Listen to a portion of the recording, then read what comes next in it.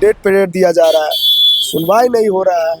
तो लगता है कि कहीं कहीं सत्ता से प्रेरित होकर के ऐसे किया जाए। एक तरफ रहमानसु सर बाहर निकले और दूसरी तरफ यहाँ से खान सर चले गए। कुछ भी होगा तो इसकी सारी जवाबदेही माननीय नीतीश कुमार और पटना प्रशासन की होगी, जो बच्चों पर लाठी चलाती है, वाटर कैनन चलाती है और मार मार के जेल भेजती है।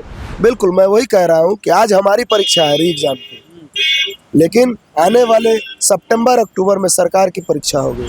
और नीतीश कुमार को और एनडीए सरकार को, सम्राट चौधरी को कहना चाहते हैं कि ऐसा नॉर्मलाइजेशन लगाएंगे कि फिर दोबारा राजनीति करने का आप हिम्मत नहीं करोगे। सबसे बड़ी पार्टी बन करके बैठे हुए हैं इंडिया अभी बीजेपी, उनकी औकात हम लोग दिखा देंगे कि बिहार में आपकी औकात क्या है। बिहार के छात्र हैं, कहा है चिराग पासवान, मीडिया जीवी ना बने चिराग पासवान जी, रामविलास पासवान जी थे। चिराग पासवान कौन है? चिराग पासवान की हैसियत है कि रामविलास पासवान जी जिस तरह गरीबों के लिए लड़ाई लड़े, उस तरह चिराग पासवान लड़ाई लड़ सकते हैं? वो अपने पिता के छवि को धूमिल करने का काम कर रहे हैं। एक नारा दिया था उन्होंने, बिहारी फर्स्ट, बिहार फर्स्ट।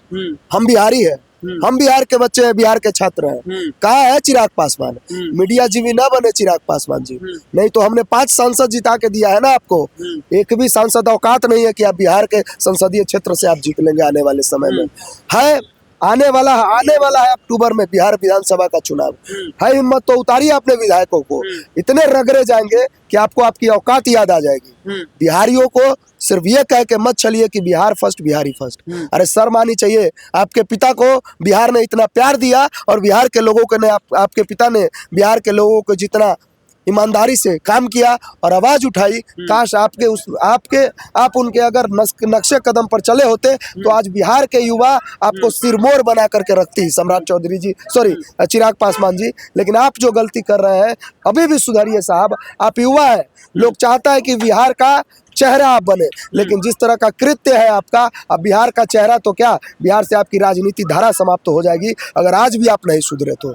नाम मत लीजिए, कपल ऑफ डे उन्होंने कहा था, आज 65 दिन हो रहा है, कहा गया वो couple of day. Shambhavi Chaudhary आपकी सांसद है, वो कहती है री एग्जाम नहीं होना चाहिए, जो कहीं ना कहीं विवादास्पद है। आप उनसे सवाल पूछे कि वो आपकी सांसद होने के बावजूद भी क्यों इस तरह बोल रही है। फर्स्ट टाइम चुनाव लड़ी और फर्स्ट टाइम जीत गई संभवी चौधरी, जिनके आप बात कर रहे हैं, और फिर आपने कहा कि उनका ये कहना था कि री एग्जाम नहीं होना चाहिए। उनका उपज ही वैसी, मैं किसी को ऐसा शब्द नहीं बोलना चाहता हूँ जो दिल दुखे, लेकिन मैं कहना चाहता हूँ संभवी चौधरी जी आप हमारी बहन है, लेकिन फिर भी मैं कहता हूँ आप अपने पिता की मानसिकता पर अगर चलिएगा तो दोबारा आप राजनेता तो नहीं बन पाइएगा। दोबारा आप एक युवा है और युवाओं की आवाज सुनिए। युवा ने आपको जिताया है, युवा ने आपको मुख्य धारा में लाया है।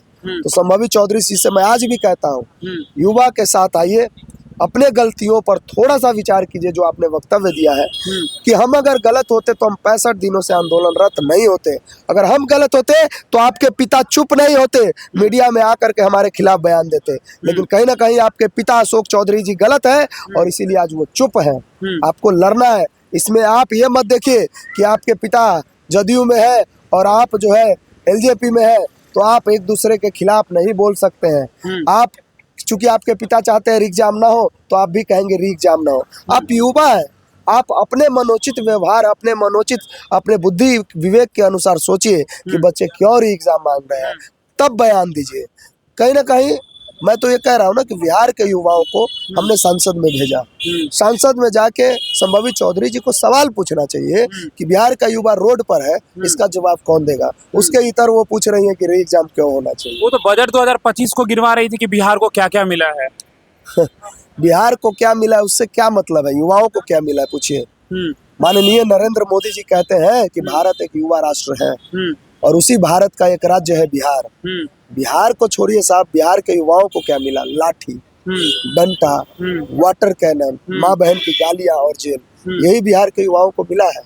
और मैं आपके चैनल के माध्यम से बिहार के युवाओं को कहना चाहता हूँ, ये 5 चीजों से बचना चाहते हैं, लाठी डंडा, वाटर कैनन, गोली बारूद, माँ की गाली, बहन की गाली और जेल से, तो आपको अपने हक अधिकार के लिए रोड पर आना होगा और दिखाना होगा ये तानाशाहों को कि ये भारत लोकतंत्र है और लोकतंत्र की जननी बिहार है। कि बिहार में वो क्रांति फिर से हो जिस क्रांति को करके केंद्र में बैठी आयरन लेडी को जयप्रकाश नारायण ने उखाड़ के फेंक दिया था। तो ये सत्ता में बैठे निकम्मों की क्या औकात कि बिहार के युवाओं पर प्रश्न चिन्ह लगाए।